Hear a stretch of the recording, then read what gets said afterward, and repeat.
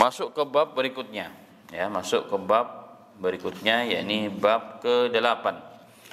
Al-Imam rahimahullah taala, Al-Imam Tirmidzi ya menukilkan atau membahas dalam bab ini, hadisnya cukup panjang di sini ya. Mungkin separuh nanti kita akan bahas pada pertemuan berikutnya tentang babu majaa fi libasi Rasulillah sallallahu alaihi wasallam. Bab tentang pakaiannya Nabi Muhammad sallallahu alaihi wasallam. Pakaiannya Nabi Muhammad sallallahu alaihi wasallam, dan dalam bab ini terdapat 17 hadis ya. 17 hadis cukup panjang, makanya insyaallah kita akan bahas sebagian pada pertemuan berikutnya dengan izin Allah taala. Baik, hadis yang pertama tentang pakaian ini. Nah, sebelum kita masuk ke bab pakaian juga sama. Sebagaimana tadi dalam berbagai celak.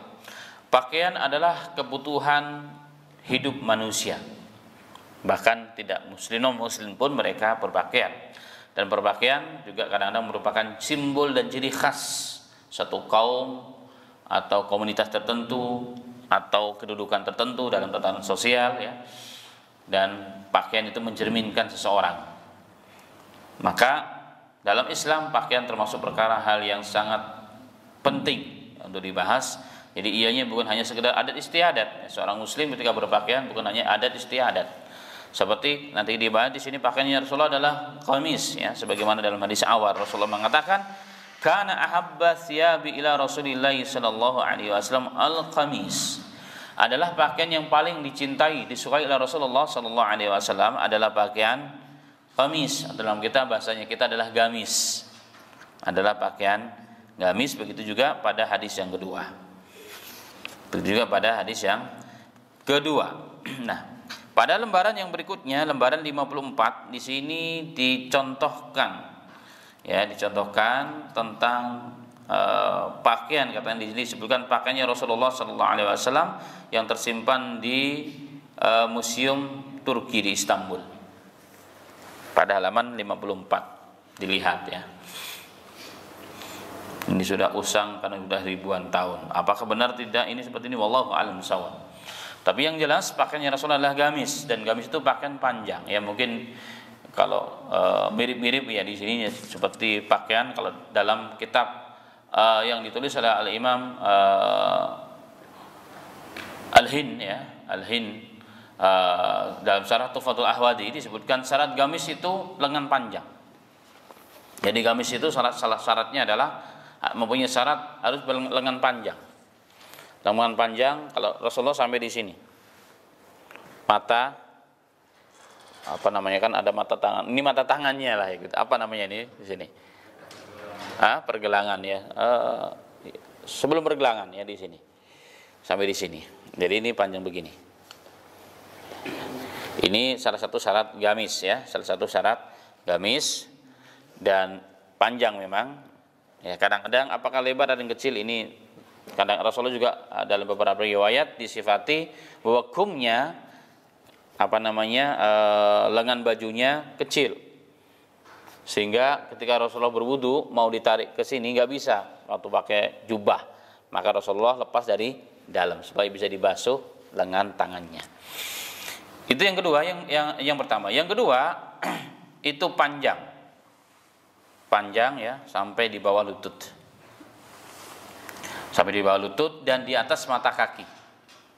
Di bawah lutut dan di bawah atas kaki, sebagian bahkan sampai nispusak ya, sampai pertengahan betis, pertengahan mata kaki kita dan lebih cenderung ke bawah. Jadi gamis itu maksimal ya, tingginya segini. Ya, tingginya segini dan tidak di bawah mata kaki, dianjurkan demikian dalam syariat kita. Itu gamis dan punya saku. Ada sakunya. Ya, ada saku. Ini diantara beberapa catatan oleh para alim ulama kita. Makanya kalau kita lihat di tanah air kita, semakin ke barat itu lebih mirip kepada gamis, bahkan adat istiadatnya juga. Tapi semakin ke timur merontrolin, bahkan sampai ujung tidak berbaju. Itu di Indonesia, itu fakta ya. Fakta. Berarti sebenarnya semakin dekat dengan sumber negara di mana Rasulullah hidup, itu kita lihat pakaiannya justru semakin mirip dengan pakaian orang sana. Kita lihat ya, orang-orang yang dekat dengan sana mirip-mirip sana. Bahkan di Cina, pakaian Cina sendiri ya. Saya punya guru waktu itu untuk ini orang Cina asli. Saya tanya, "Syekh, di tempat antum bagaimana? Kalau pakaian adat kami asli sebenarnya pakaian Islam betul. Panjang-panjang ya kan, laki-lakinya panjang-panjang ya. Kayak film kungfu kan, Shaolin Temple itu kan panjang-panjang. Itu asli pakaian Islam tuh begitu sebenarnya di sana. Aslinya tuh begitu. Di Cina itu aslinya, karena itu pengaruh dari budaya Islam sesungguhnya. Nah, ini gamis yang dimaksud. Ya, ini gamis yang dimaksud, dan umumnya gamisnya Rasulullah tidak berwarna-warni. Umumnya gamisnya Rasulullah tidak berwarna-warni dan warnanya satu biasanya, atau kalaupun ada garis-garis, nanti kita akan lihat hadisnya dari Nabi kita Muhammad sallallahu alaihi wasallam. Baik. Nah, kita selesaikan dulu beberapa catatan hadis. Kemudian hadis yang berikutnya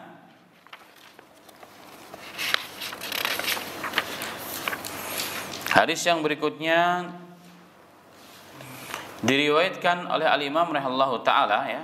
Diriwayatkan oleh Al-Imam rahimahullahu taala kepada Ummu Salamah. Beliau mengatakan, qalat kana ahabba thiyabi ila Rasulillah sallallahu alaihi wasallam yalbasuhu al-qamis. Adalah pakaian yang paling dicintai oleh Rasulullah sallallahu alaihi wasallam, yang dipakainya adalah pakaian gamis. Kemudian hadis yang berikutnya juga sama ya. Hadis berikutnya juga sama. Tetapi di sini ada catatan. Kana kuma qamisi Rasulillah sallallahu alaihi wasallam ila rusq ya, pergelangan tangan. Jadi gamisnya Rasulullah lengan tangannya sampai sini, pergelangan tangan. Ya, sampai pergelangan tangan. Sebenarnya pas di sini, di atas sedikit sebenarnya. Itu makanya sampai pergelangan tangan itu dianggap syarat yang dinamakan dengan gamis katanya oleh sebagian para alim ulama kita. Kemudian dalam riwayat yang lain hadisnya juga sahih dari Muawiyah bin Qurrah, dari bapaknya Qurrah, seorang sahabat berarti. Beliau mengatakan, ataitu Rasulullah sallallahu alaihi wasallam fi rahtin min Muzainah linubayyi'ahu wa innal qamisahu la mutlaqun aw qala zirru qamisihi mutlaqun qala fa adkhaltu yadi fi jaybi qamisihi famasastu al-khatam. Beliau mengatakan, ini dari Muawiyah bin Qurrah, dari bapaknya Qurrah radhiyallahu anhu, beliau mengatakan, aku pernah mendatangi Rasulullah sallallahu alaihi wasallam bersama sekelompok dari kabilah Muzainah. Untuk apa? Untuk berbaiat kepada Rasul sallallahu alaihi wasallam. Dan saat itu aku melihat Nabi Muhammad sallallahu alaihi wasallam pakaiannya terbuka kancingnya. Jadi kancing atasnya terbuka. Ya. Dan kancing atasnya terbuka atau mungkin terlepas. Terbuka ataupun terlepas. Kemudian aku masukkan tanganku ya ke ke sakunya Rasul sallallahu alaihi wasallam. Jadi Rasulullah itu punya saku baju, dan aku menyentuh cap tanda kenabiannya Nabi Muhammad sallallahu alaihi wasallam. Nah, dari beberapa hadis ini maka sebagaimana perkataan Syaikh Kitab Tuhfatul Ahfadh di Syarah At-Tirmidzi, maka di antara syarat gamis yang dikatakan gamis ya, mengikuti Rasulullah, maka dia lengannya sampai ke sini. Ya, sampai pergelangan tangan, sampai rusk.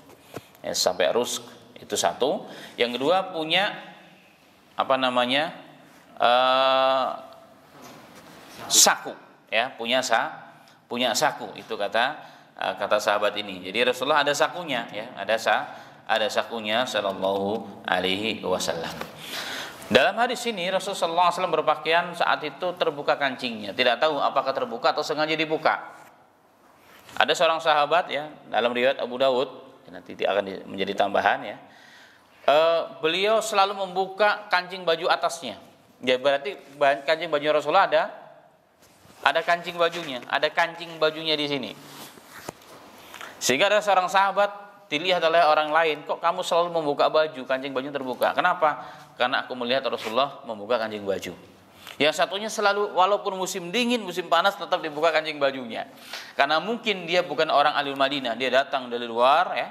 Pas datang ke Madinah mungkin terbuka kancing bajunya atasnya atau di musim panas. Sehingga dilihat ini dari Rasulullah, contoh Rasulullah, maka diamalkan seumur hidup. Yang satunya ketika melihat Rasulullah dikancing bajunya, maka seumur hidup dia mengancing bajunya. Dianggap itu sunnahnya Rasulullah Shallallahu Alaihi Wasallam. Nah, inilah yang menyebabkan terjadinya perbedaan. Kenapa? Karena mereka ini orang yang bukan orang ahlul Madinah, sehingga jarang bertemu dengan Rasulullah Shallallahu Alaihi Wasallam. Ini diantara beberapa catatan ya. Dan para sahabat sangat begitu peduli dengan masalah pakaian. Para sahabat sangat begitu peduli dengan masalah pakaian, bahkan ada buku khusus yang membahas tentang ini, bagaimana ciri pakaiannya Rasulullah Shallallahu Alaihi Wasallam. Dan ini kita bicara gamis ya, ini bicara tentang gamis. Karena Rasulullah Shallallahu Alaihi Wasallam punya dua jenis pakaian, pakaian gamis dan pakaian jubah. Nah, pakaian jubah itu adalah pakaian yang dari kalimat jabba yajubu syaqqa yashukku, yang terbelah tengahnya. Itu namanya jubah. Kalau yang begini namanya gamis. Tapi kalau yang dari ujung sampai ke ujung itu terbelah, itu namanya jubah. Dan jubah itu adalah pakaian luar setelah gamis biasanya dipakai. Pakaian luar setelah gamis, dan ini merupakan bagian dari pakaian Rasulullah Shallallahu Alaihi Wasallam. Dan kebanyakan pakaian Rasulullah SAW mencintai dan menyukai pakaian yang berwarna putih. Yang berwarna putih, dan tidak suka pakaian yang berwarna-warni pastinya. Kenapa? Karena Rasulullah menggunakan baju tersebut bukan hanya sekedar pelengkap hidupnya, tapi juga digunakan untuk ketaatan beribadah kepada Allah. Terutama lagi sholat ya. Lagi sholat, bahkan ada satu negara yang susah kita jumpai kecuali warnanya warna putih. Seperti di Sudan, itu susah mencari warna-warni kayak kita. Di sana umumnya masyarakat itu pakainya putih. Bahkan pakaian dalamnya pun ya, jadi mereka ada pakaian yang segini, itu juga putih, luarnya juga putih. Karena mereka begitu ingin mengamalkan hadis Nabi Muhammad sallallahu alaihi wasallam. Bagaimana dengan pakaian batik? Pakaian batik pakaian adat kita. Ya, ciri khas Indonesia ya, Indonesia. Pakaian batik bolehnya boleh, tapi kalau saya pribadi, kalau saya menganjurkan jangan dipakai dalam sholat kalau bisa. Kalau masih ada yang lain. Kenapa? Karena yang di belakang dia akan ngitung gambarnya. Itu sih sebabnya sebenarnya, bukan yang lain. Bukan karena dilarang secara mutlak, tidak. Karena pengaruh dalam sholat. Apalagi kalau dia jadi imam ya, sudah pasti yang di belakangnya ngitung. Oh, ini kok banyak garisnya, yang ini kok nggak sama, bapak muka sekian. Itu udah pasti. Dan karena Rasulullah menganjurkan ketika tempat sholat itu menghindari sesuatu yang dapat mengalihkan konsentrasi dari ibadah sholat. Ya, ibadah sholat. Tapi intinya asal umumnya adalah silahkan pakai apa saja. Yang penting kalau dalam ibadah usahakan yang bisa menghindari kita dari hal-hal yang mengganggu atau mengeluarkan kita dari kekhusyuan sholat. Baik, kita lanjut hadis ya. Kita lanjutkan hadis. Hadis yang berikutnya diriwayatkan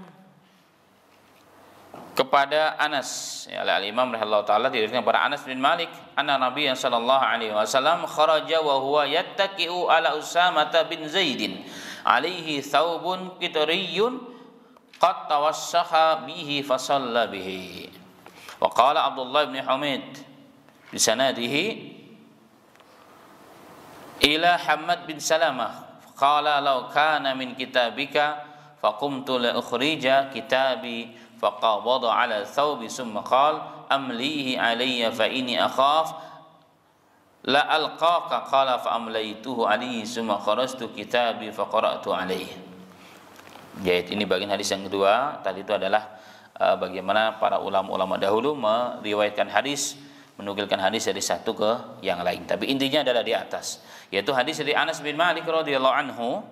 Dari Anas bin Malik radhiyallahu anhu, satu ketika beliau meriwayatkan bahwa Nabi Muhammad sallallahu alaihi wasallam keluar dari rumahnya tentunya. Kemudian beliau bersandar kepada Usamah bin Zaid. Usamah bin Zaid. Zaid itu adalah anak angkatnya Rasulullah. Maka anaknya namanya Usamah adalah orang yang sangat dicintai oleh Rasulullah juga. Jadi seperti cucunya Rasulullah sendiri. Dan Zaid punya sejarah yang sangat luar biasa dalam kiprahnya beliau dalam Islam. Kemudian Dan saat itu Nabi Muhammad sallallahu alaihi wasallam alaihi thawbun kitriyun, Rasulullah berpakai pakaian kitr. Ya, jadi pakaian yang terbuat dari katun dan di dalamnya ada warna merah.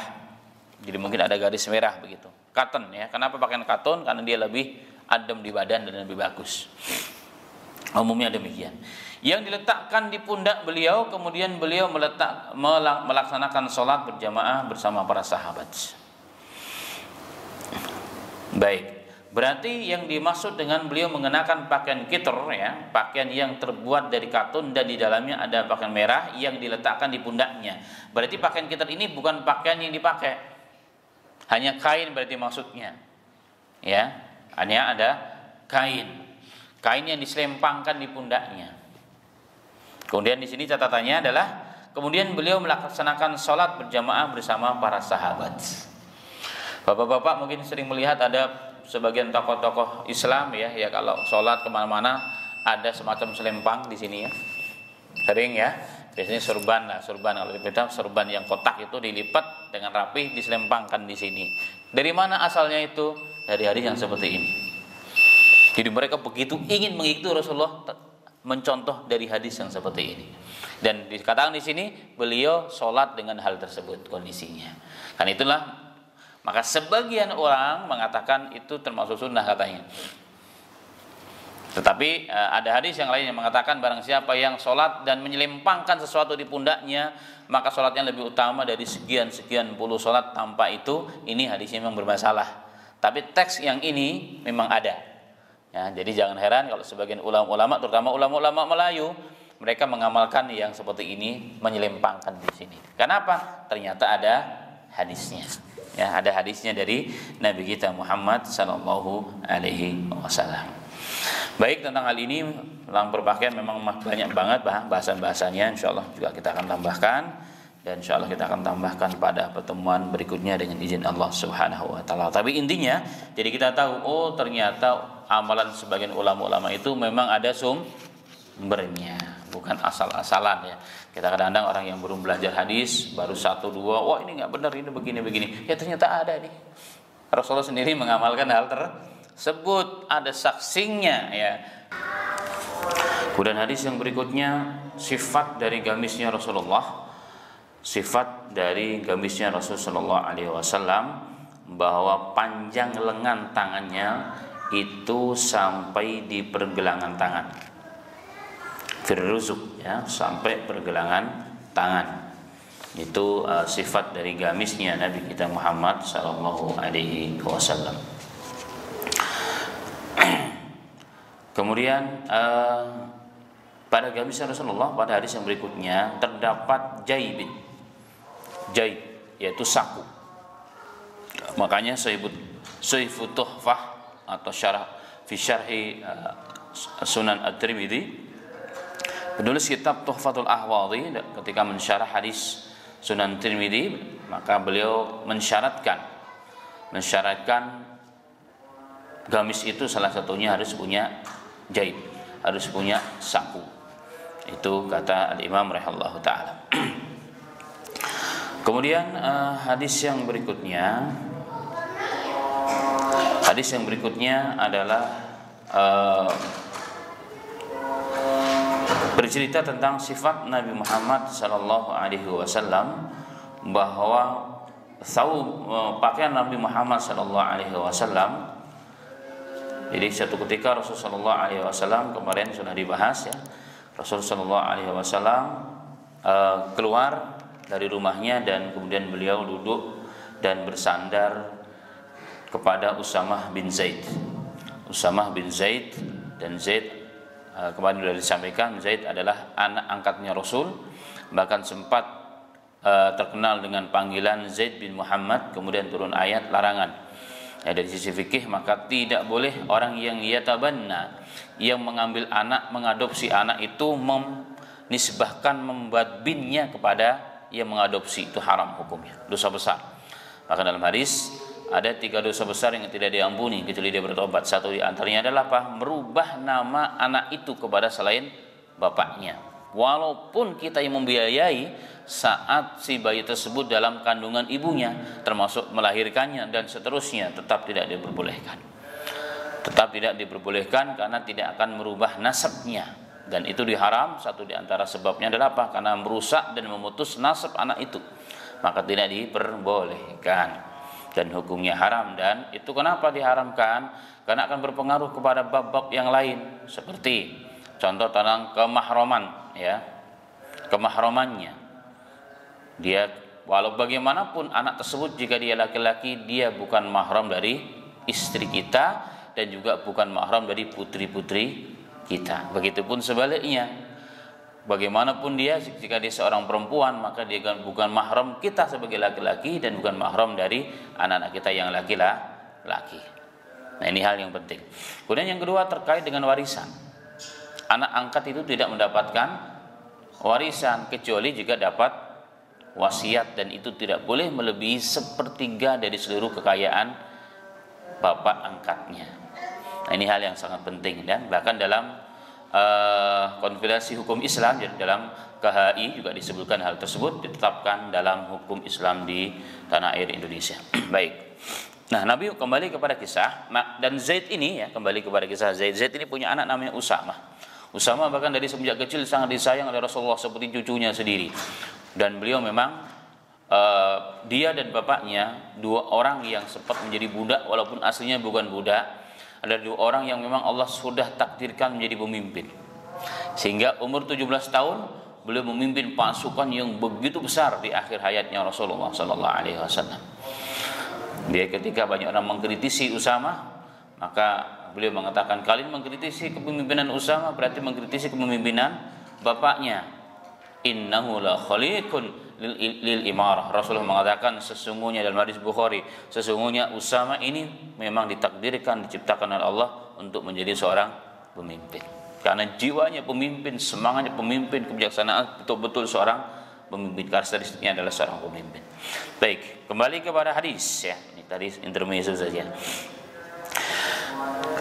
Nabi Muhammad keluar dari rumahnya, kemudian duduk bersandar di punggungnya Zaid bin Usamah. Dan saat itu beliau mengenakan pakaian kitur, sejenis pakaian yang terbuat dari katun dan di dalamnya ada warna merah, yang diletakkan di pundaknya beliau. Jadi kain yang kita lihat oleh sebagian ulama, ya, ulama Yaman, ulama Melayu biasanya pada umumnya, dan ulama-ulama yang lain sering membawa semacam kain, kalau di Indonesia semacam serban yang diselempangkan di sini. Begitulah bentuknya. Jadi menyelempangkan sejenis kain itu ada contoh dari Nabi Muhammad sallallahu alaihi wasallam. Baik. Tetapi jika orang yang menganggap pakaian itu bukan sunnah, ya, itu dianggap biasa saja, tidak ada masalah. Nah, ini salah satu jenis dari pakaiannya Rasulullah. Jadi Rasulullah berarti punya semacam selempang, bahasa diterjemahkan bahasa kita mungkin lebih tepatnya selempang atau surban kecil lah, ya. Ada namanya rida, nanti ada rida itu yang surban tapi yang panjang dan lebar. Dan hari ini masih banyak dipakai oleh orang-orang Arab, ya, orang-orang India, Pakistan, orang-orang Turki dan wilayah-wilayah yang memang punya 4 musim. Karena dia berfungsi untuk selimut, berfungsi untuk banyak hal. Nah, terkadang beliau punya yang kecil, ini dia, kain yang terbuat dari katun. Kain yang terbuat dari katun dan ada garis-garis merahnya. Itulah jenis yang dipakai. Selain gamis, beliau juga berarti punya semacam selempang yang diselempangkan di pundaknya Rasulullah sallallahu alaihi wasallam. Nah, tetapi hadis yang bercerita yang mengatakan barang siapa yang sholat dan meletakkan sejenis kain atau apapun di pundaknya, maka akan dilipat gandakan sekian-sekian kali dibandingkan sholat yang tidak pakai sesuatu yang ditaruh di pundaknya, itu hadisnya bermasalah, ya, tidak ada yang sahih. Tetapi bukan berarti menolak ketidaksahihan tentang bab sholat menyelempangkan, itu bukan berarti menolak tentang bab ini. Nah, ini belum menjadi catatan bersama. Hadis ini sahih, ya, diriwayatkan juga oleh Imam Tirmidzi, diriwayatkan oleh Imam Ahmad, kemudian Abu Ya'la dalam musnadnya juga, Al-Imam Ibnu Hibban dalam sahihnya, dan juga dari jalur yang lainnya. Dan Syekh Albani juga mensahihkan hal tersebut. Baik, kita masuk kepada hadis yang berikutnya. Ya, kemarin yang belum kita bahas adalah hadis, kalau nomor urut hadis dari awal, yang ke-60 atau hadis yang kesekian dari bab ini. Adalah hadis yang diriwayatkan oleh Imam Tirmidzi rahimahullahu taala dengan sanadnya kepada Abu Sa'id Al-Khudri radhiyallahu anhu qala kana Rasulullah sallallahu alaihi wasallam idas tajadda thawban sammahu bismihi wa imamatan aw qamisan aw ridaan summa yaqul Allahumma lakal hamd kama kasawtanihi as'aluka khairahu wa khaira ma suni'a lahu a'udzu bika min syarrihi wa syarri ma suni'a lahu. Subhanallah. Hadis ini bercerita tentang dua hal. Yang pertama adalah Nabi Muhammad sallallahu alaihi wasallam, kata sahabat Abu Sa'id Al-Khudri. Kata Abu Sa'id Al-Khudri ya radhiyallahu anhu, beliau mengatakan adalah Nabi Muhammad sallallahu alaihi wasallam jika mendapatkan pakaian baru. Jika mendapatkan pakaian baru maka beliau akan memberikan nama. Makanya benda-benda Rasulullah semua punya nama, baik itu pakaian kata Rasulullah atau imamatan, bahkan surban ya. Surban, nanti bagaimana sifat surban Rasulullah akan dibahas pada babnya. Surban pun ada namanya. Qamisan, gamisnya pun ada namanya. Atau rida, atau selendang yang panjang tadi disebutkan tadi, yang panjang dan besar itu juga ada namanya. Jadi rida itu selendang yang besar. Kalau di sini diterjemahkan selendang ya, tapi bukan selendang kecil. Selendang jangan dibayangkan selendang untuk orang nari ya, bukan ya. Itu selendang bukan nari tipis, enggak, tapi selendang umumnya panjang dan lebar biasanya ya, panjang dan lebar. Dari ini masih banyak dijual yang model-model seperti itu di sekitar haram tuh banyak ya. Dan itu banyak dari Turki, dari India, Pakistan biasanya berasalnya. Baik. Rasulullah setiap mendapatkan pakaian baru akan memberikan nama. Jadi ini menjadi kebiasaan Nabi Muhammad SAW. Maka kudanya pun bahkan punya nama, pedangnya juga punya nama. Apapun yang Rasulullah punya semua bernama. Itu Sallallahu Alaihi Wasallam. Nah, ini satu hal yang diajarkan pada hadis ini. Jadi memberikan nama pada setiap benda kita, ya kan? Baik, cuma kalau kita di Indonesia hati-hati kalau kasih nama. Ngasih nama kendaraan kita namanya yang cantik-cantik, nanti istri kita cemburu kalau kita lagi manggil. Kucing panggil, kalau kucing yang betina kita kasih nama Levi, kita manggil Levi, nanti istri kita yang cemburu. Nah, makanya harus diberitahu juga biar tidak menjadi masalah dalam keluarga. Karena di Indonesia memang hal ini kurang umum ya, kurang menjadi umum, dan itu perlu diumumkan karena ini merupakan contoh dari Nabi Muhammad sallallahu alaihi wasallam. Baik, yang kedua, ajaran pada hadis ini adalah summa yaqul. Ketika mendapatkan pakaian baru melakukan dua hal, memberikan nama dan berdoa. Ya, pada hadis ini ketika mendapatkan sesuatu yang baru, pakaian baru atau sejenisnya atau apa saja, maka beliau akan memberikan nama, dan yang kedua akan berdoa dengan doa yang diajarkan Rasulullah seperti ini. Allahumma lakal hamd kama kasatanihi. Ya Allah, bagimulah segala pujian sebagaimana engkau telah memberikan aku pakaian ini, sebagaimana engkau telah memberikan pakaian ini kepadaku. As'aluka khairahu wa khaira ma suni'a lahu. Aku memohon kepadamu ya Rabb kebaikannya dan kebaikan yang dibuat darinya. Wa a'udzubika min syarri wa syarri ma suni'a lahu. Dan aku berlindung dari keburukannya dan keburukan dari bahan yang diciptakan darinya. Itu doa memakai pakaian baru, ataupun ada doa-doa yang lain sebagaimana dalam riwayat-riwayat hadis yang lain juga dipersilahkan ya. Jadi sekali lagi kesimpulan pada hadis ini diajarkan dua hal oleh Rasulullah SAW. Jika mendapatkan sesuatu yang baru, pakaian baru, memberikan nama, dan yang kedua berdoa dengan doa tadi yang di atas. Nah, ini yang belum hafal boleh dihafal. Baik, lanjut kepada hadis yang berikutnya dari Abu Sa'id Al-Khudri ya, dengan hadis yang sama tadi, menguatkan riwayat ini dengan riwayat yang sebelumnya. Kemudian hadis yang berikutnya adalah dari riwayat Anas bin Malik. Hadis sahih juga, selain Imam Tirmidzi juga diriwayatkan oleh ulama-ulama yang lain seperti Imam Bukhari dan Imam Muslim, dari riwayat Anas bin Malik radhiyallahu anhu qala kana ahabba ath-thiyabi ila Rasulillah sallallahu alaihi wasallam yalbasuhu al-hibarah. Anas bin Malik mengatakan adalah sallallahu alaihi wasallam pakaian yang paling disukai oleh Rasulullah SAW adalah yang berjenis hibarah. Hibarah adalah jenis katun, ya, dari Yaman. Jadi pakaiannya Rasulullah banyak dari katun dari Yaman.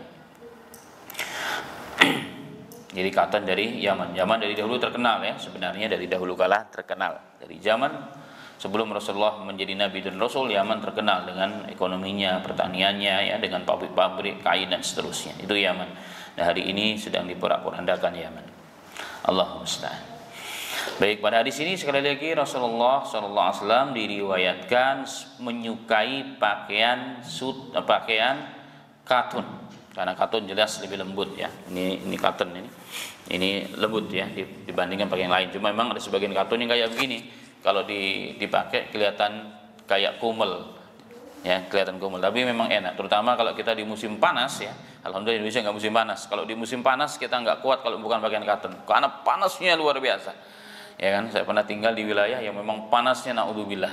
Bahkan di beberapa tempat hewan-hewan pun bisa mati saking panasnya, karena di atas 50 derajat. Unta yang merupakan hewan padang pasir bahkan sampai mati karena kepanasan.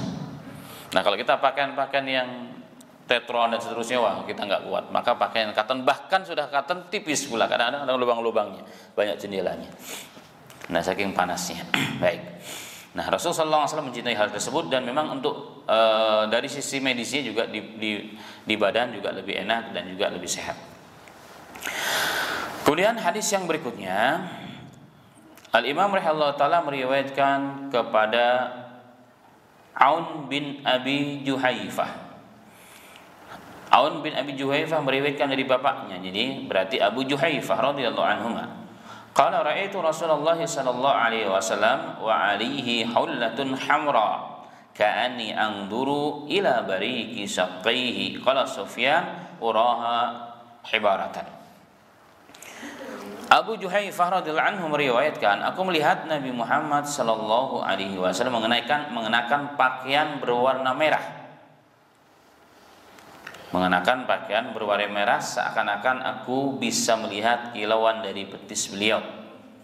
Jadi betisnya tersingkap berkilau. Menurut pendapatku yang dimaksud dengan pakaian berwarna merah itu adalah al-hibarah. Yang dimaksud adalah al-hibarah, sebagaimana tadi man al-hibarah di atas adalah yang dimaksud pakaian dari Yaman. Ada yang mengatakan yang walaupun merah pun ada yang ada garis-garisnya. Nah, yang dimaksud hullah itu biasanya pakaian setelan sebenarnya. Jadi atas bawah itu sama, Rasulullah selalu begitu. Ya, pakaiannya sama, ya, atas dan bawah setelan. Sallallahu alaihi wasallam. Dan ini jenis yang berikutnya, ya. Jadi hulatun hamra, ya, berpakaian setelan yang berwarna kemerah-merahan. Tetapi sebagian ulama mengatakan yang dimaksud hamra, pakaian merah di sini merah yang ada garis-garisnya.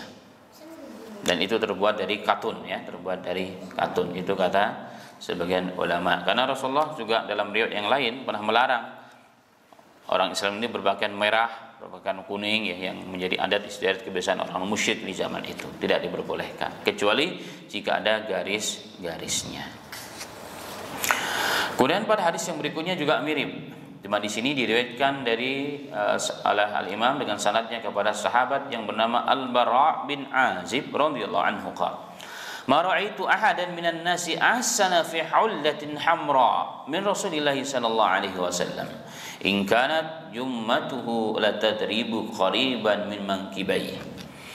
Al-Bara' bin Azib radhiyallahu anhu mengatakan, aku tidak pernah atau aku belum pernah melihat seorang pun ahsana min hullati hamra, orang yang lebih tampan dari Rasulullah sallallahu alaihi wasallam, orang yang lebih bagus dari Rasulullah sallallahu alaihi wasallam ketika memakai pakaian setelan berwarna merah. Dan Nabi Muhammad sallallahu alaihi wasallam saat itu rambutnya, ya, hampir menyentuh kedua bahunya. Namanya jummah. Ya, kalau sampai menyentuh namanya wafra. Jadi pertengahan maksudnya. Ya, kemarin sudah dibahas bahwa rambutnya Rasulullah ada 3 jenis. Sampai di telinga, pertengahan leher, dan sampai menyentuh kedua bahunya. Nah, ini yang hadis ini adalah jenis yang kedua, yang di pertengahan sampai pertengahan lehernya Rasulullah Shallallahu Alaihi Wasallam. Dan ingat, Rasulullah walaupun pakaian rambutnya panjang, terawat dan sering memakai surban. Kemudian hadis yang berikutnya diriwayatkan kepada al-Imam dengan sanadnya kepada Abu Rimthah radhiyallahu anhu qala ra'aitu Nabiyya sallallahu alaihi wasallam wa alihi burdan akhdaran. Subhanallah. Hadis ini sahih. Ya, hadis ini sahih dengan riwayat yang cukup banyak, dengan riwayat dari ulama-ulama yang lain juga. Abu Rimsah mengatakan, aku melihat Nabi Muhammad sallallahu alaihi wasallam wa alaihi burdani akhdaran. Aku melihat Nabi Muhammad sallallahu alaihi wasallam memakai burdah. Burdah adalah sejenis jubah. Ya, sejenis jubah, tapi ada yang mengatakan juga sejenis selendang. Yang berwarna dua burdah yang berwarna hijau. Jadi warnanya hijau. Ya, kalau kita melihat ada orang ulama yang memakai hijau karena memang ada hadisnya, ya, bukan bid'ah, ada hadisnya dari Rasulullah Sallallahu Alaihi Wasallam. Cuma kadang kita kurang banyak mutalaah ilmunya. Memang ada riwayatnya dari Nabi Muhammad Sallallahu Alaihi Wasallam dan hadisnya sahih. Ini perlu dipahami, hadisnya sahih. Kemudian hadis yang berikutnya, Al-Imam At-Tirmidzi rahimahullah taala meriwayatkan kepada Qulaitah binti Makhramah radhiyallahu anha qalat ra'aitu Nabiyya sallallahu alaihi wasallam asmalu mullayatay kanata bi za'faran wa qad nafadathu wa fi hadisi qissatu tawilah. Diriwayatkan kepada seorang sahabiyah yang bernama Qulaitah binti Makhramah. Qulaitah binti Makhramah radhiyallahu anha, beliau mengatakan, ra'aitu Nabiy sallallahu alaihi wasallam, aku melihat Nabi Muhammad sallallahu alaihi wasallam mengenakan dua helai pakaian izar kain, ya, mullayataini, dua helai pakaian yang semacam izar, ya. Izar itu adalah sarung. Dan ingat, sarungnya Rasulullah dulu tidak berjahit. Kalau sarung orang Melayu dijahit, saya pakai sarung dijahit. Kalau orang zaman Rasulullah, hari ini juga demikian, banyak orang Arab yang masih memakai sarung seperti zaman dulu yang tidak dijahit.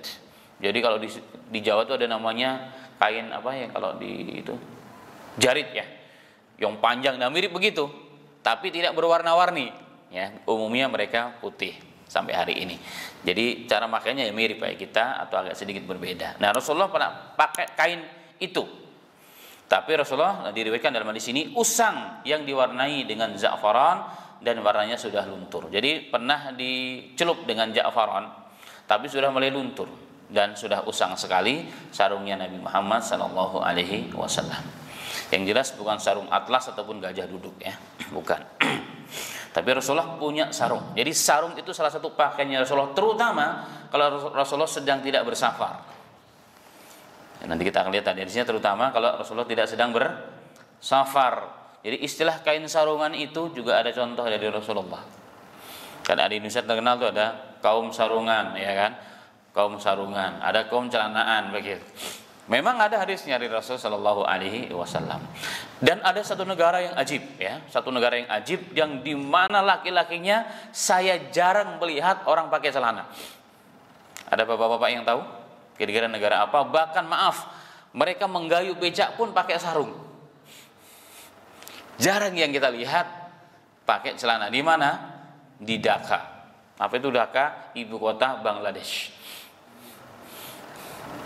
Itu semua pakai sarung, ya. Pakai sarung. Bahkan disinyalir dan beberapa riwayat memang orang-orang yang mengajarkan pakai sarung orang Melayu itu orang dari sana. Dari India, tapi India Selatan, ya, India Selatan atau wilayah Bangladesh yang sampai ke negara kita. Dan mereka semua pakai sarung, dari yang kecil sampai yang tua semua bersarung. Aneh memang negara, ajib luar biasa dan padatnya luar biasa penduduknya.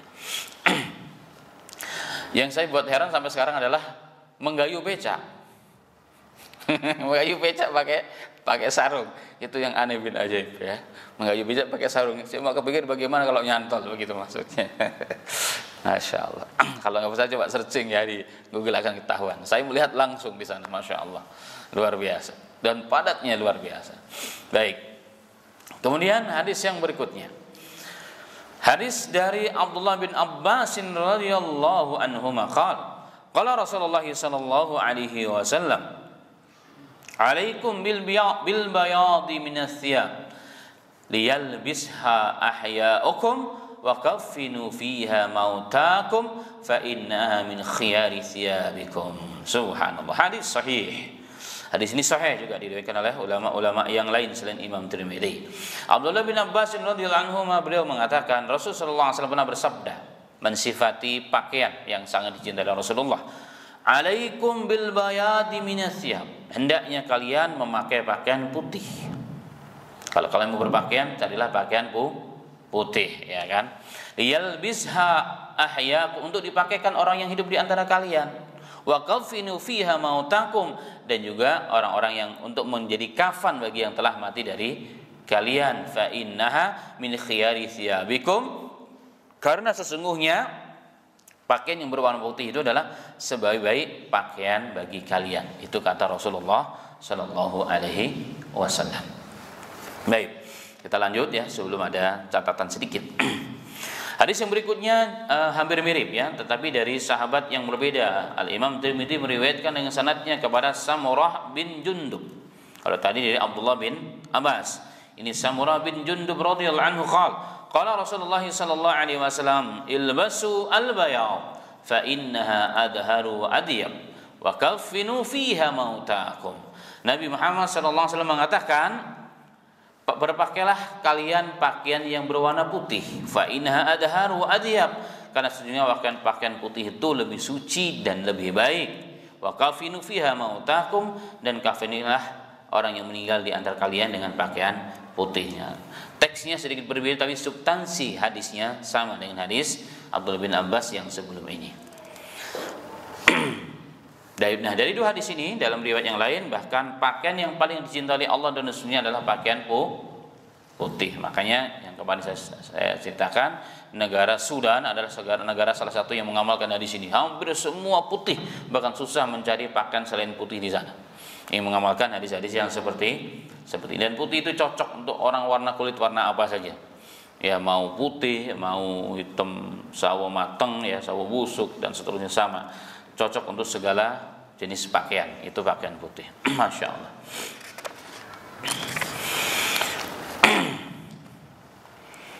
Kemudian hadis yang berikutnya adalah sebelum masuk kepada hadis berikutnya, lalu bagaimana kita pengamalan kita sebagai umatnya Rasulullah? Ya usahakan, apalagi dalam kita beribadah ya. Kita beribadah kepada Allah Subhanahu wa taala, maka pakaian kita pakaian yang terbaik tentunya karena ini menghadap Allah taala. Karena Allah lebih berhak untuk kita berdandan untuknya, ya kan? Hari ini kita berdandan kalau mau kondangan. Kayak minyak wangi, ya kan? Kalau motornya merah, bajunya merah. Mobilnya kuning, bajunya kuning, begitu kan? Istrinya pun sama, anaknya 3 sama semua kuning kemana? Masya Allah, luar biasa. Tapi giliran mau sholat, maaf ya kan? Gosok gigi aja enggak. Ya mau sholat, pakaian kita tidak peduli, seperti ya mau main-main, mau tidur. Nah ini hal yang memang sahnya sah sih, bukan bicara tidak sah. Tapi kita sebagai seorang hamba yang baik, tentunya kita lebih pentingkan khalik kita, Tuhan kita Allah Subhanahu wa ta'ala. Ini yang kita perlu perbaiki. Jadi adab saat kita beribadah itu perlu kita perbaiki. Sisi-sisi lain yang kita ingin perbaiki. Maka dengan kita membaca hadis-hadis seperti ini, oh ternyata ada contoh dari Rasulullah.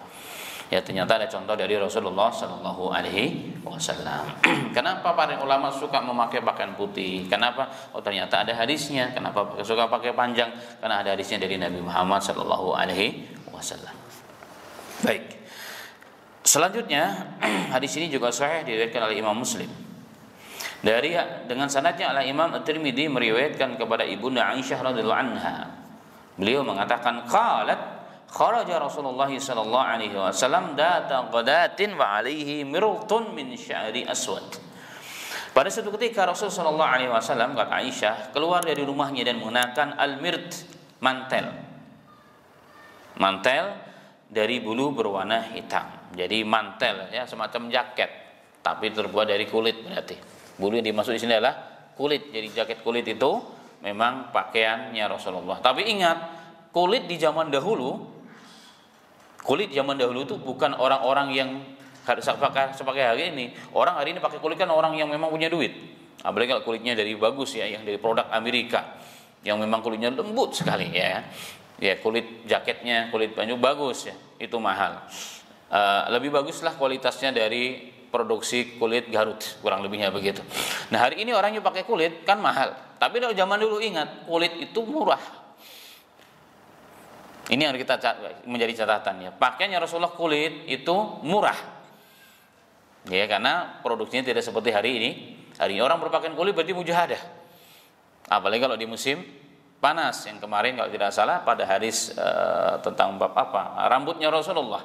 Rasulullah kalau tempat alas tidurnya itu dari kulit.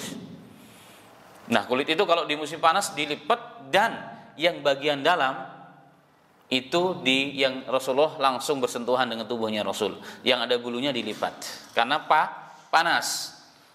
Nah, sehingga ulama-ulama menilai bahwa kulit di zaman dulu tuh bukan pakaian yang mahal, pakaian yang murah. Dan Rasulullah berarti di sini walaupun mantelnya, tapi mantel yang sederhana yang sesuai pada keumuman. Jadi mantel ataupun sejenisnya itu termasuk pakaian Nabi kita Muhammad sallallahu alaihi wasallam. Tetapi mantel ini pakaian luar ya.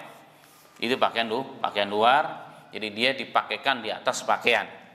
Ya, pakaian di atas pakaian. Sebagaimana hadis yang terakhir juga demikian. Ini pakaian luar ya. Pakaiannya dipakaikan di atas pakaian. Nah, hadis yang terakhir dari bab ini adalah hadis yang sahih juga. Imam Tirmidzi, ya, Imam Muslim, Imam Bukhari dan lain sebagainya meriwayatkan.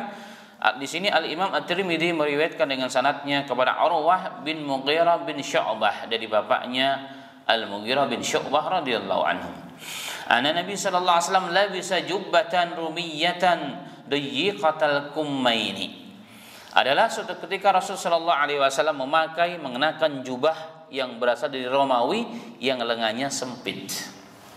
Yang lengannya ini sempit, sehingga dalam riwayat dalam bab wudu ketika para ulama bercerita tentang hadis ini, sahabat bercerita ketika Rasulullah pakai jubah itu mau berwudu, wudu kan harus dibasuh sampai lengan. Mau ditarik begini nggak bisa. Maka terpaksa Rasulullah keluarkan tangan dari dalam begitu, sehingga Rasulullah bisa berwudu. Berarti salah satu jenis pakaiannya Rasulullah berengan sempit. Jadi berlengan sempit. Nah, hari ini mungkin termasuk yang dikasih ya, kancing dan sejenisnya itu mirip-mirip ya. Ada riwayat dari Rasulullah SAW. Dan ini dari Romawi. Nah, ini pakaian jubah. Apa perbedaan jubah, mantel dan gamis? Nah, kemarin sudah dibahas sedikit. Kalau gamis yang tadi sudah disampaikan. Gamis syaratnya adalah ada sakunya, kantong, kemudian lengannya sampai sini pergelangan tangan, dan panjang sampai di atas betis, kedua mata kaki, minimal panjangnya sampai pertengahan betis. Minimal sampai pertengahan betis sampai ke bawah di atas kedua mata kaki. Itu pakaian jubah. Dan umumnya jubahnya Rasulullah tadi sudah disampaikan oleh Rasulullah ya. Kemudian yang kedua ada namanya mantel. Mantel sejenis jaket lah hari ini ya, sejenis jaket, rompi itu mirip-mirip. Nah, yang pakaian luaran berarti pakaian tambahan, pakaian penghangat terutama di musim dingin atau saat dalam perjalanan. Yang ketiga adalah jubah. Nah, jubah juga pakaian luaran. Jadi kalau bahasa kita jubah yang maksud jubah kita adalah gamis. Padahal jubah itu berbeda sedikit. Apa bedanya? Jubah berasal dari kata syaqqa yashukku, yang dibelah tengah dari atas sampai ke bawah. Ya kan, kita lihat kalau ulama-ulama Saudi jubahnya adalah pakaian luaran yang kalau lagi khutbah lagi kan biasanya dipakai begitu. Nah, kalau di bagian negara di wilayah Yaman ya atau di Indonesia banyak para habaib pakai jubah luaran. Itu namanya jubah. Pakaian luaran itu namanya jubah. Itu adalah pakaian penyerta untuk pakaian luaran setelah dipakaikan pakaian gamis di dalam, itu pakainya jubah. Itu pakaian jubah. Rasulullah memakai itu ya. Rasulullah memakai itu. Baik. Inilah diantara sifat-sifat dan jenis dari pakaian Nabi Muhammad sallallahu alaihi wasallam. Nah, pada bab ini ya banyak bahasan. Insyaallah nanti di akhir bahasan Syamil Tirmidzi kita akan tayangkan mungkin gambar-gambarnya yang bisa kita kumpulkan ya. Karena memang ada bukunya juga tentang bab ini. Insyaallah kita pakai proyektor.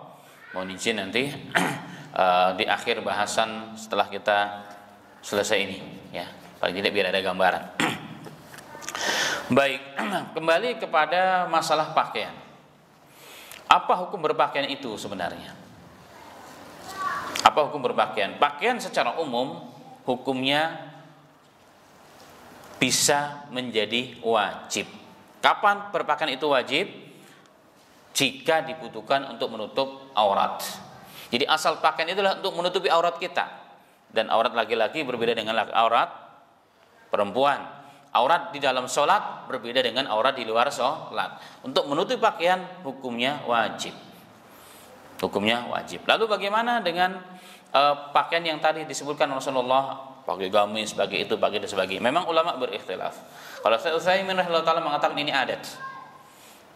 Ini adat. Tetapi sebagian besar ulama, hampir mayoritas ulama mengatakan semua pakaian itu semua asalnya adalah mubah, boleh. Tetapi kalau ingin mengikuti Rasul sallallahu alaihi wasallam sebagaimana yang tercantum dalam firman Allah, laqad kana lakum fi rasulillahi uswatun hasanatun, di mana Al-Imam Ibnu Katsir mengatakan ini adalah dasar yang besar bagi setiap muslim untuk mengikuti Rasulullah dari segala kondisinya, perkataan, perbuatan dan ahwalnya Rasulullah sallallahu alaihi wasallam. Maka kalau orang mengatakan, ngapain sih pakai gamis panjang? Itu kan kebiasaan orang Arab. Kan Abu Jahal juga pakai gamis. Ya kan gitu. Ya sama halnya, ngapain sih makan? Orang kafir kan juga makan. Ya, beda. Kita bisa katakan demikian.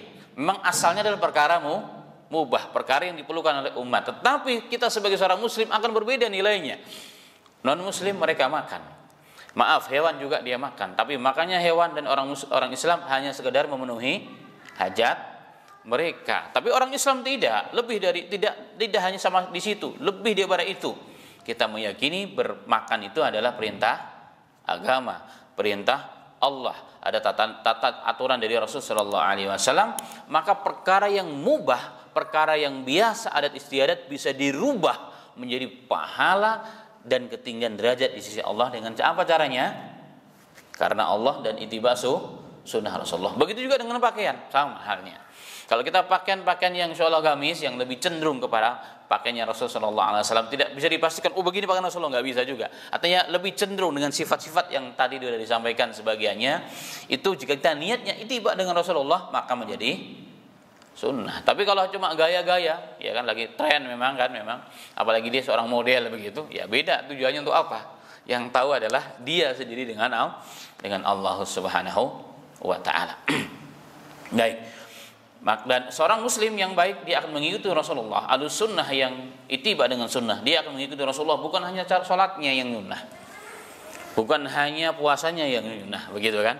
Tapi pakainya juga akan nyunah semampu dia, sebisa dia. Ya, semampu dia dan sebisa dia dengan menyesuaikan kapasitas dia sebagai seorang muslim, ya kan? Jangan melampaui batas sehingga nanti orang salah kira, dikiranya ini ulama gede. Kenapa? Karena pakainya Masya Allah full sunnah, orang bilang. Ternyata ilmunya nggak ada. Nanti malu satu saat ya. Maka disesuaikan. Tapi nggak apa-apa, bukan berarti dilarang dia. Silahkan. Tapi terus diperbaiki ilmunya, diperbaiki imannya, diperbaiki akidahnya, tauhidnya supaya sesuai dengan dhawahir kita. Karena sesuai dengan dhawahir kita. Hari ini memang aneh bin ajaib di muka bumi ini.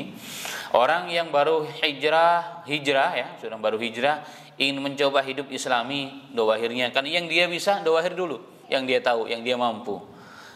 Dikritisi oleh orang-orang yang sudah lama Islamnya, yang sudah tobat duluan. Ya, tetapi yang tobat duluan tidak mau menunjukkan keislamannya. Jadi bagaimana ini? Ya, apa yang terjadi akhirnya ya sudah Islamnya begini akhirnya hari ini. Ya kan? Saling mengkritisi, saling menyalahkan, bukan saling menguatkan antara satu dengan yang lainnya. Ini juga menjadi catatan penting ya dalam bab ini ya. Taib.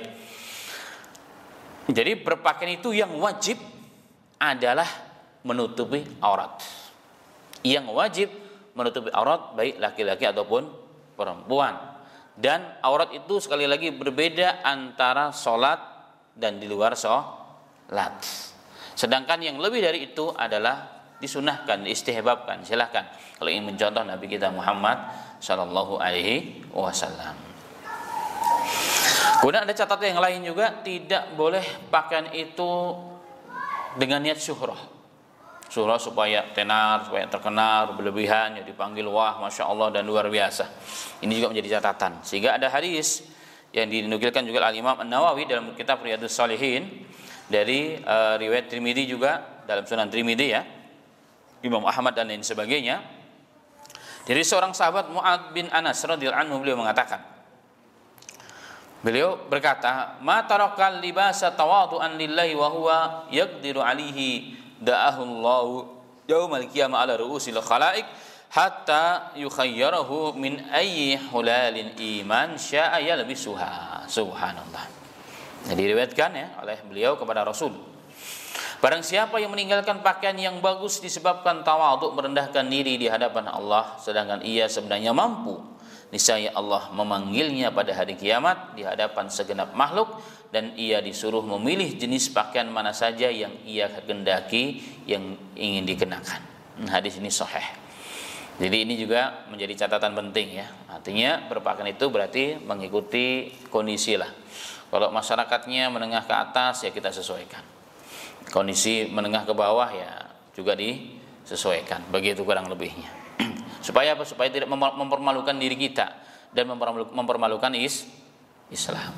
Kita masuk wilayah yang orang-orang menengah ke atas secara sosial, pakaian kita maaf kayak orang-orang pedalaman yang ini, nanti malu kita jadinya. Kita sendiri jadi malu.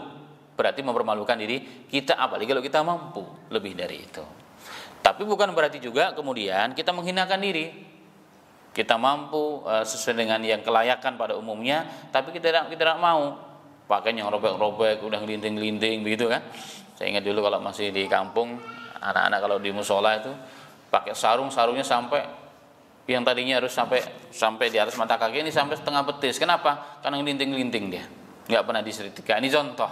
Nah kalau pakaian begini kita bawa kemari, sama dengan kita menghinakan diri kita, dan itu nggak diperbolehkan. Itu juga bertentangan dengan agama. Kenapa? Karena Rasulullah pernah bersabda, "Innallaha yuhibbu ayyura athara ni'matihi ala abdihi." Allah itu senang melihat tampaknya bekas nikmat Allah yang Allah berikan kepada seorang hamba.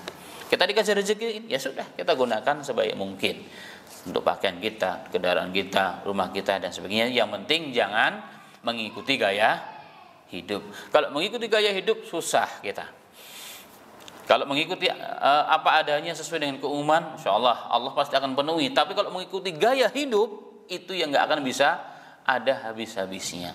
Mobil setiap minggu keluaran baru, ya kan? Pakaian setiap hari ada keluaran baru. Desain rumah setiap hari keluaran baru. Kalau tiap minggu kita merubah mengikuti gaya hidup, kita yang ada kita akan hancur. Akhirnya apa? Mau memaksakan diri.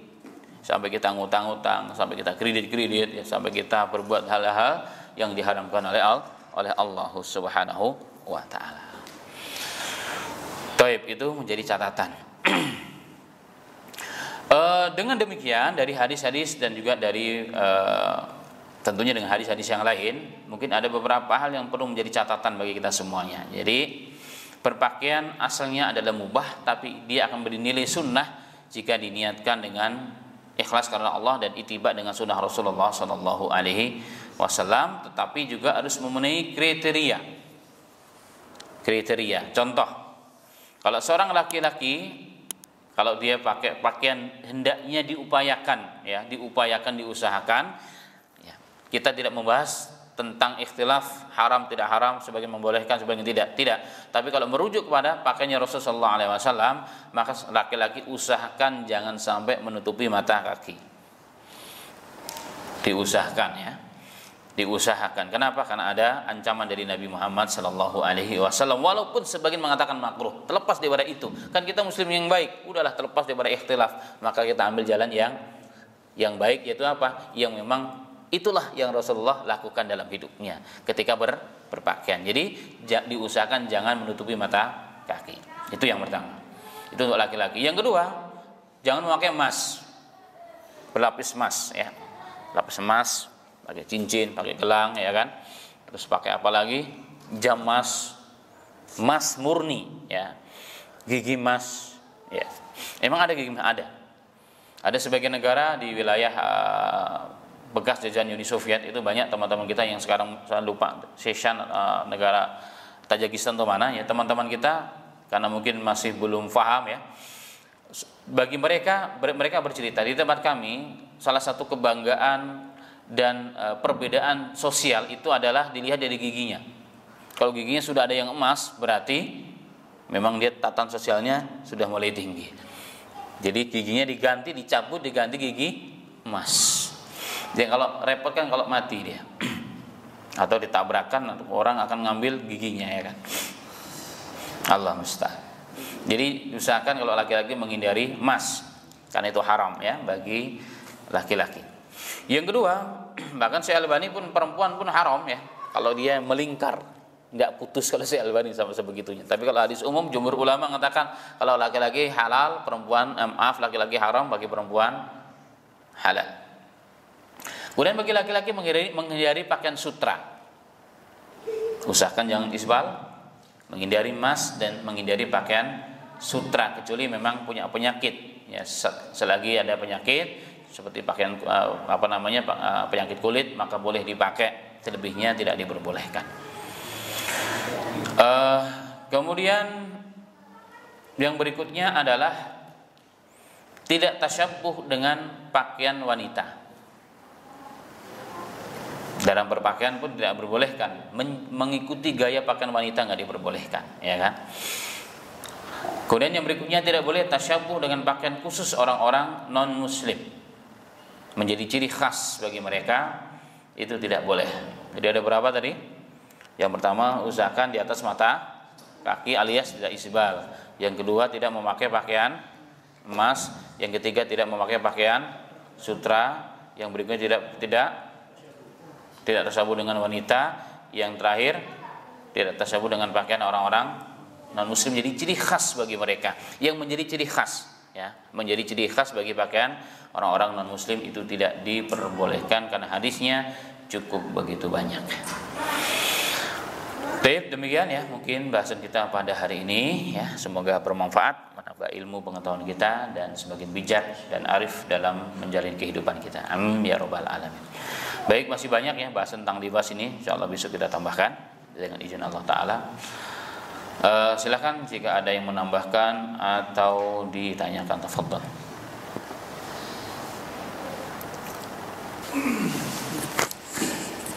Tadi kan gitu kalau cowok intinya semua kalau cewek kita belum masuk bab cewek. Coba umumnya cewek dianjurkan gelap karena tujuan berpakaian itu kalau perempuan ya. Salah satu syarat berpakaian seorang wanita itu menutupi aurat, bukan malah menampakkan aurat. Menutupi kecantikan, bukan malah menjadi lebih cantik. Kan aneh. Hijab itu tujuan itu apa sih? Menutupi kecantikan. Kalau di Indonesia sekarang fashion sudah jadi fashion. Hijab itu adalah untuk mempercantik diri. Kan jadi maksud nggak tercapai. Maksud jadi tidak tercapai. Hijab itu menutupi kecantikan supaya nggak jadi fitnah bagi orang lain, supaya tetangga kita tidak ngelihatin. Itu maksudnya kan. Ini malah jadi lebih menggoda. Lagi semakin penasaran. Kenapa? Karena semakin elok dia. Nah ini jadi masalah baru ya. Jadi bahasan oleh para ulama. Demikian.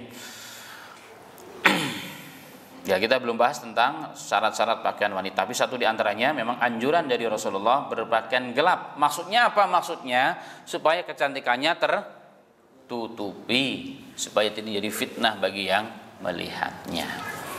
Begitu. Ada yang lain?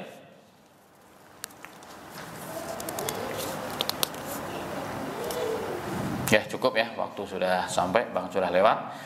InsyaAllah untuk kita libas ya, walaupun di bahasan hadis sudah selesai, tapi insyaAllah besok kita tambah sedikit ya tentang bab tersebut, karena itu hal yang penting, karena yang dilihat oleh orang adalah langsung pakaiannya ya kan. Jadi syiar yang sangat luar biasa. Demikian kajian kita pada hari ini, semoga menambah ilmu pengetahuan kita dan semakin arif dalam melihat segala sesuatu, dan semoga Allah berikan barakah dan kekuatan untuk mengamalkan dan menyampaikan. Amin ya rabbal alamin. Demikian wa iyyakum lima yuhibbuhu wa yarda. Subhanaka rabbana wa bihamdika asyhadu an la ilaha illa anta astaghfiruka wa atubu ilaik. Assalamualaikum warahmatullahi wabarakatuh.